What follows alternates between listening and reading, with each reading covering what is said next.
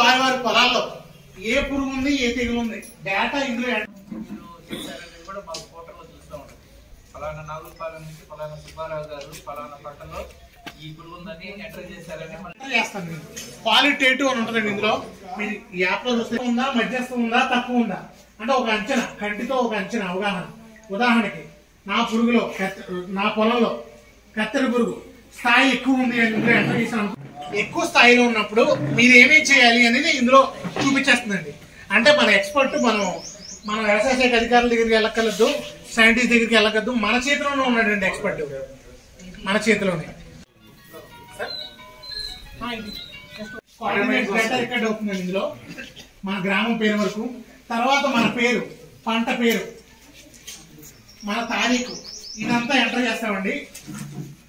అట్లానే ఈరోజు శిక్షణలో భాగంగా పంట పొలాలలో పంటని పురుగులు మరియు తెగుళ్ళని తెలుసుకోవడానికి ఏ విధంగా మనం పరిశీలించుకోవాలి, తద్వారా దాని నివారణకి చేపట్టవలసిన విధానాల గురించి చెప్పడం జరిగింది.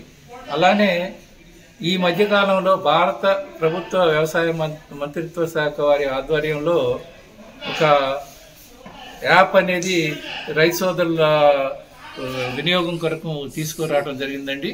దీన్ని NPSS యాప్ అని అంటారు, నేషనల్ పెస్ట్ సర్వేలెన్స్ సిస్టమ్, జాతీయ చీడపీడల నిఘా వ్యవస్థ. ఈ యొక్క యాప్ ద్వారా పురుగులని గుర్తించుకోవచ్చు. తద్వారా ఇన్స్టెంట్గా వాళ్ళు ఏ పురుగు మన పంట పొలంలో ఉంది అనేది వాళ్ళకు తెలియకపోయినా కూడా దాన్ని గుర్తింపు అనేది తెలుసుకోవచ్చు.